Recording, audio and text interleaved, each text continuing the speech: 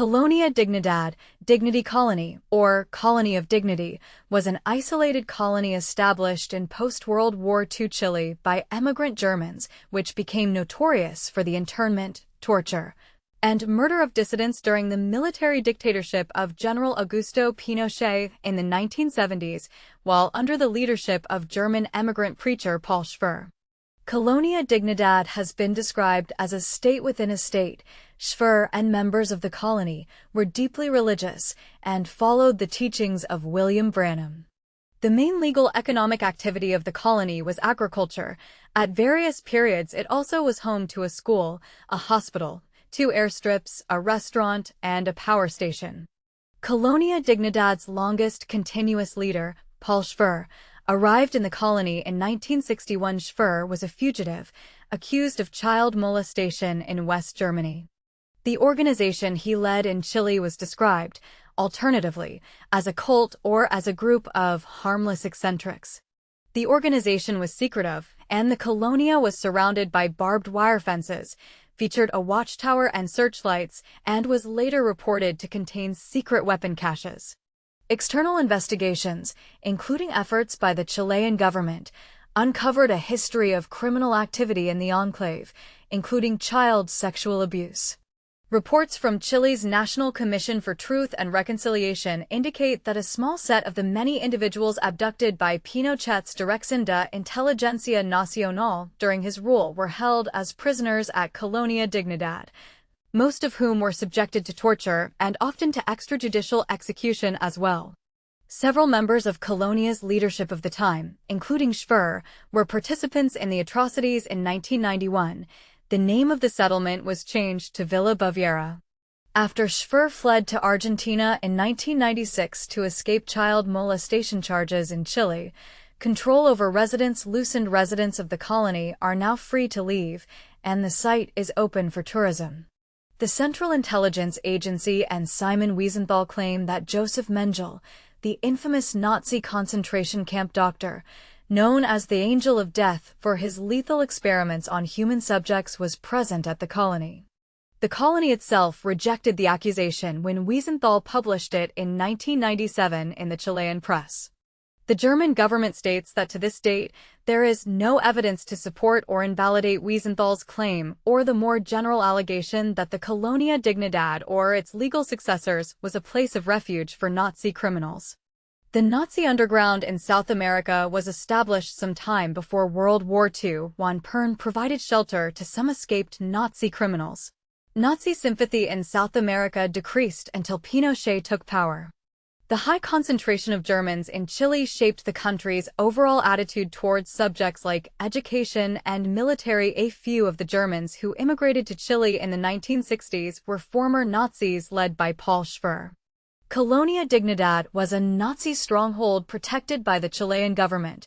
Former members of the SS and Gestapo had the job of demonstrating Nazi torture methods to the secret police of Chile. Many of Schwer's followers who had Nazi pasts joined him to escape post-World War II war crime investigations. The presence of Colonia Dignidad had an effect on the general political opinion of the surrounding areas, and the government as well because of this, considering the political ties between Colonia Dignidad and the Chilean government.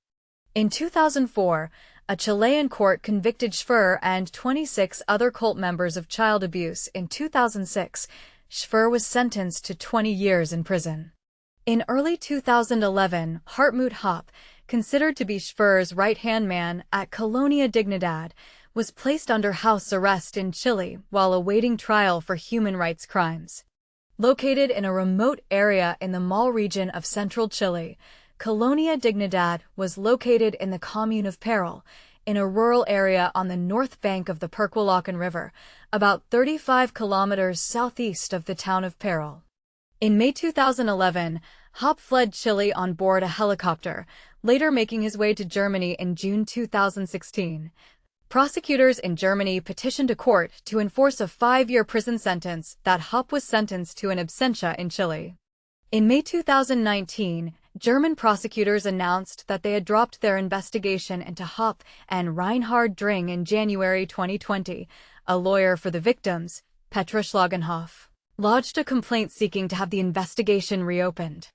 Hopp and other alleged accomplices in Schwer's crimes who were charged and awaiting trial took refuge in Ewald Frank's church in Germany, where they were protected from extradition. Frank is a leader of William Branham's followers in Germany. German protesters picketed in front of Frank's church to protest his actions. The government of Chile banned Ewald Frank from entering the country after finding he had been visiting and holding revival meetings with Schwer's followers at Colonia. Schwer's followers speculated to news reporters that Frank and Schwer had known each other since the 1950s when they were both at Branham's European campaign meetings together. At the time that Hopp fled Chile, 10 other cult members were out on bail awaiting trial on various charges, fearing that they would also flee the country. Their bail was immediately revoked and they were taken into custody. In 2010, Chilean authorities opened an investigation into the events occurring in the colony during the 1990s, resulting 19 months later in the Supreme Court issuing a unanimous ruling to prosecute 16 Chilean and German members of the colony. On January 28, 2013, 6 former leaders of the colony were sentenced to prison, while the remaining 10 were found guilty of lesser crimes and given probationary sentences. In March 2017, the German Bundestag officially acknowledged the responsibility of Germany and the failure of the German foreign policy regarding the Colonia Dignidad, and members of all the parties in the German parliament passed a resolution giving the government a year to come up with plans to investigate the history of the colony, establish a memorial, and offer assistance to victims and family members. In 1991, the name of the settlement was changed to Villa Baviera. Residents of the colony are now allowed free ingress and egress, and some study at university. The full name of the colony from the 1950s was Sociedad Benefactora y Educacional Dignidad, Charitable and Educational Society Dignity. As of 2019, Villa Baviera is operated as a tourist resort, something that has been the subject of controversy from human rights activists. When the transition of the colony first started, many of the former victims protested in front of the Villa Baviera, attached photos of the murdered and disappeared on the fence, and compared the use of the former torture site to installing a McDonald's in Auschwitz. In October 2005, the Chilean government sent a team of coordinators to the colony whose task it was to make sure the inhabitants would be fully integrated into Chilean society. Their main advice was to modernize the estate so the inhabitants could gain their livelihood within the premises. One of the ideas was to turn the facilities into a wellness farm with hot springs and organic yogurt production. The following citations are presented in inverse date order, newest published to oldest. They are offered for improvement of the article and to allow readers further information on the subject. At its largest, Colonia Dignidad was home to some 300 German and Chilean residents and covered 137 square kilometers, 53 square miles. The first inhabitants of Colonia Dignidad arrived in 1961, brought by German citizen Paul Schwer. Born in 1921 in the town of Troisdorf, Schwer's first employment in Germany was as a welfare worker for children in an institution of the local church. He was fired from that post at the end of the 1940s and faced accusations of sexual abuse against children in his care. While these first reports led to his dismissal, no criminal proceedings were initiated. Schwer had been following the ministry of William Branham from Germany and was very excited when Branham made a personal visit to Germany in 1955. Schwer and other members of his church served as William Branham's personal security detail on his 1955 European tour. One sermon during his visit to Karlsruhe left a deep impression on Schwer. Schwer claimed to experience a healing in the meeting and thereafter began to strongly teach some of Branham's key doctrines. Following the 1955 meetings with Branham, Schwer began to put more of William Branham's doctrines into practice in his group and began to insist to his followers that they were the only faithful ones to William Branham's teachings. Strong ties were forged between Schwer, William Branham, and Ewald Frank during Branham's time in Germany. Schwer may have been influenced to move to Chile by Branham's doomsday prophecies that predicted the imminent destruction of Western democracies. Schwer continued to promote Branham's teaching throughout his life and many escapees, and the current members of Colonia are still affiliated with the teachings of Branham. Ewald Frank was a key figure in helping Colonia establish its weapons factories by contracting with German arms producers to assist the colony in setting up their operations.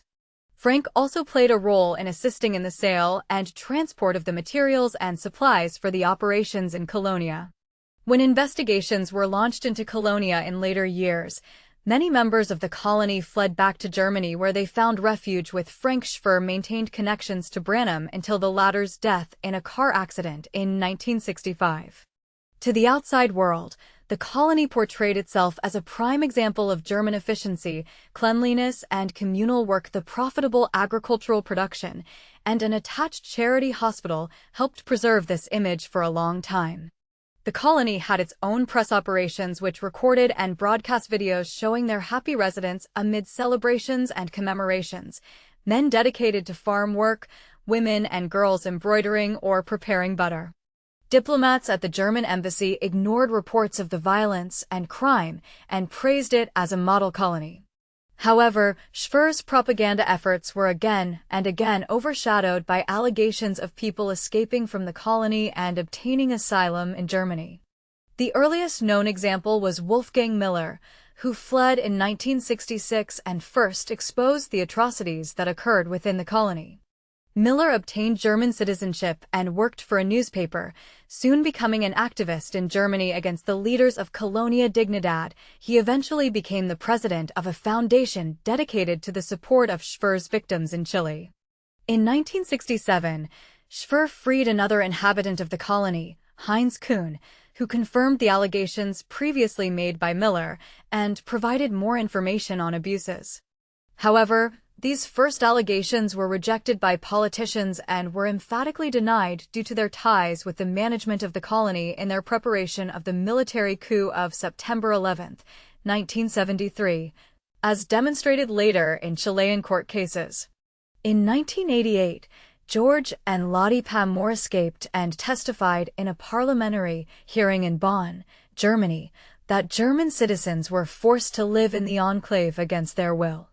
Before officially moving his organization to Chile, Paul Schfer requested that the Chilean government exempt him from paying taxes and grant him asylum as long as he helped with gaining political intelligence. The Rettig Commission noted a wealth of information supporting the accusations of the use of the land owned by Colonia Dignidad for detention and torture of political detainees during Pinochet's military dictatorship.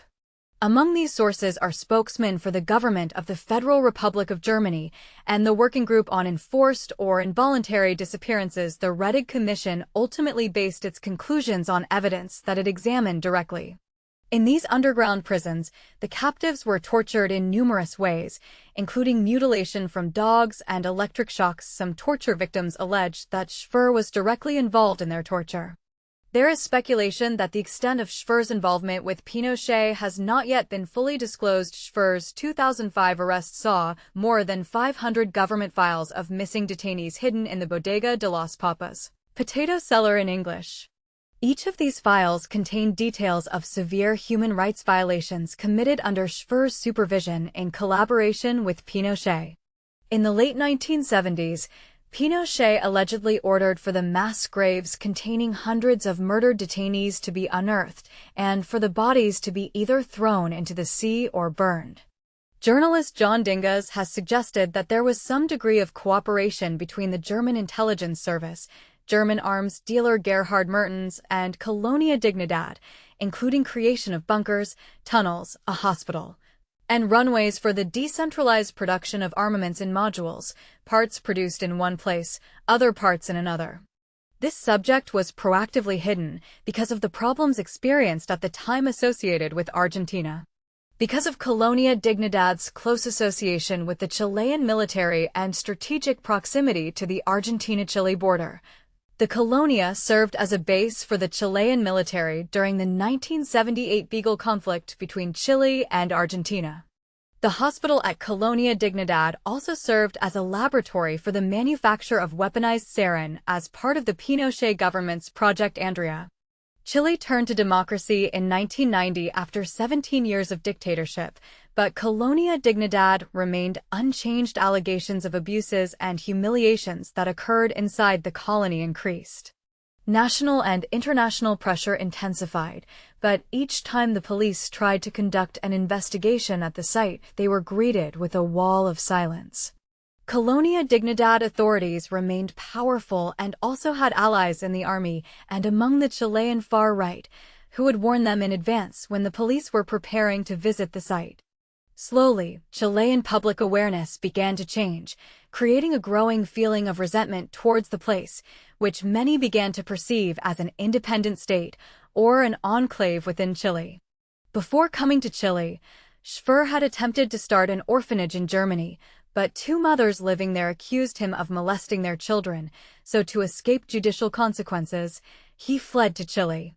Schwer arrived in Chile in 1961 with around 70 followers, and a number of kidnapped children. The colony continued to import children from Germany and the surrounding areas until the end of Schwer's leadership.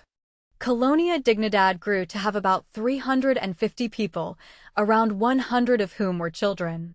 Those on the side of the colony said that it was a harmless organization, but those against it recounted it as tyrannical in structure and highly restrictive in terms of interaction between genders and in expression of sexuality. With a reportedly aging population, the perimeter of the colony was made up of barbed wire, searchlights, and a watchtower. Today, the colony is not as isolated as it was under Schwer's leadership. Schwer made great efforts to keep the colony as isolated as he could. The road to the colony cut through farmland and forest and brought the traveler to a large barbed wire fence that was generally heavily protected. Inside, however, the colony seemed fairly normal, though a bit old-fashioned. The village had modern apartment complexes, 2 schools, a chapel, several meeting houses, and a bakery that produced fresh cakes, breads, and cheeses. There were numerous animal stables, 2 landing strips, at least 1 airplane, a hydroelectric power station, and mills and factories of various kinds, including a highly profitable gravel mill that supplied raw materials for numerous road-building projects throughout Chile. On the north side of the village was a hospital, where the Germans provided free care to thousands of patients in one of the country's poorest areas. Schwer, despite living in Chile for most of his adult life, spoke little Spanish as only German was spoken inside the colony. He was described as having a very serious demeanor and rarely smiled, but was considered to be quite charismatic nonetheless. He made great efforts to illustrate Colonia Dignidad as a utopian paradise, seemingly frozen in a time before World War II. In reality, Schwer ran a fear-based colony where members were barred from interacting with the world outside the community, and a few were armed to protect the community against possible outside attacks.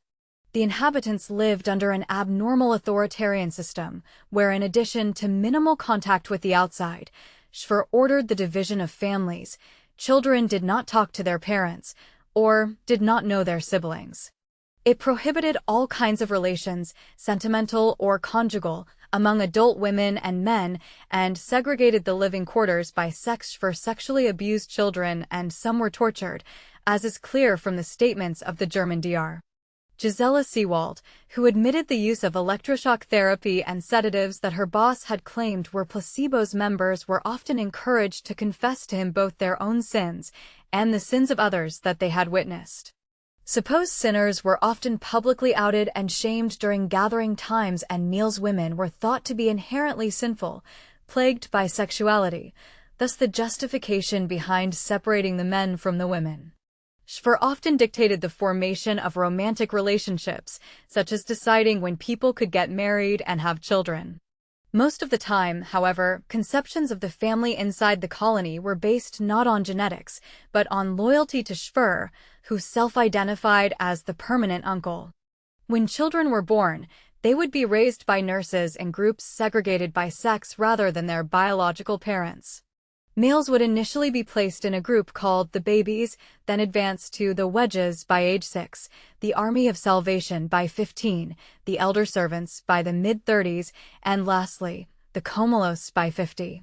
Females were divided into the dragons, the field mice, the women's group, and the grannies at the same respective ages. This was done in an effort to give everyone an exact role in the colony's order.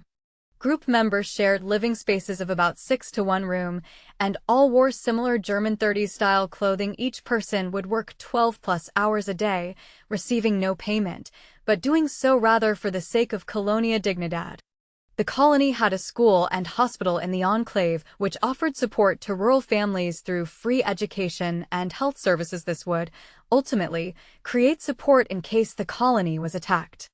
However, there are many cases uncovered in recent years that refer to illegal adoptions of children from families residing in the surrounding areas by the German hierarchy in order to deliver on the promise of free education.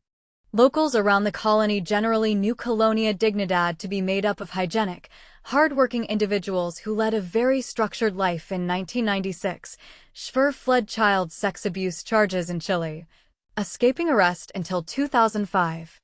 The previous year, in his absence, a Chilean court had convicted him of child abuse. Together with 26 other cult members in 2006, he was sentenced to 20 years in prison. He died in prison of a heart ailment on April 24, 2010, at the age of 88. At the time of his death, he was still under investigation for the 1985 disappearance of mathematician Boris Weisweiler, an American citizen who went missing while hiking near Colonia Dignidad. During the military dictatorship of Augusto Pinochet, from 1973 to 1990, Colonia Dignidad served as a special torture center. In 1991, Chile's Rettig report concluded that a number of people apprehended by the DINA were held at Colonia Dignidad, and that some of the colony's residents actively helped the DINA torture some of the captives. Colonia Dignidad's involvement came to light as early as an October 1976 report from the United Nations Ad Hoc Working Group on Chile, as referenced in a March 1977 Amnesty International report. Disappeared prisoners in Chile, with the latter report describing the evidence in this way. Another DINA detention center, described in the UN document, in which it is alleged that experiments in torture are carried out, is Colonia Dignidad, near the town of Peril. Prisoners being tortured in the tunnels under Colonia Dignidad were each interrogated to gain an understanding of their personality in order to gauge the appropriate torture technique. These techniques led to a number of afflictions lasting indeterminate periods of time. As many as 100 of the citizens taken to Colonia Dignidad by the DINA were murdered at the colony. There are more than 1,100 desaparecidos, disappeared people, in Chile, some taken to the colony where they were tortured and killed. One of them is a U.S. citizen, Boris Weisweiler, a Soviet-born mathematics professor at Pennsylvania State University. Weisweiler, then 43 years old, vanished while on a hiking trip near the border between Chile and Argentina in the early part of January 1985. It is presumed that Weisweiler had been kidnapped and taken to the colony where he was tortured and killed. In 2012, a judge in Chile ordered the arrest of 8 former police and army officials over the kidnapping of Weisweiler during the Pinochet years, citing evidence from declassified U.S. files. In 2016, the case was closed and the men were freed when a judge ruled that Weisweiler had indeed been abducted, but that it was only a common crime, long past the statute of limitations, instead of a human rights violation. Some defectors from the colony have portrayed it as a cult in which the leader Paul Schwer held the ultimate power. They claim that the residents were never allowed to leave the colony, and that they were strictly segregated by gender. Television, telephones, and calendars were banned. Residents worked wearing Bavarian peasant garb and sang German folk songs. Sex was banned, with some residents forced to take drugs to reduce their desires. Drugs were also administered as a form of sedation, mostly to young girls, but to males as well. Severe discipline in the forms of beatings and torture was commonplace. Schwer insisted that discipline was spiritually enriching. One of the first instances of abuse allegations was in 1966 from escapee Wolfgang Miller, who had been 16 when he came to the colony. He claimed that he was forced into slave labor, received regular harsh beatings, and was molested by Schwer on multiple occasions. Miller said that former Nazis were part of the colony as well. In June and July 2005, Chilean police found 2 large illegal arms caches in or around the colony. The first, within the colony itself, included 3 containers with machine guns, automatic rifles, rocket launchers, and large quantities of ammunition, some as many as 40 years old, but with evidence of recent maintenance. This cache was described as the largest arsenal ever found in private hands in Chile. The second cache, outside a restaurant operated by the colony, included rocket launchers and grenades. In January 2005, former Chilean secret police operative Michael Townley, then living in the United States under a witness protection program, acknowledged to agents of Interpol Chile links between DINA and Colonia Dignidad. Townley also revealed information about Colonia Dignidad and the Army's laboratory on bacteriological warfare. This last laboratory would have replaced the old DINA laboratory at Villa Naranja de Locuro Hill, where Townley worked with the chemist Eugenio Barros. Townley also gave proof of biological experiments related to the 2 aforementioned laboratories on political prisoners at Colonia Dignidad.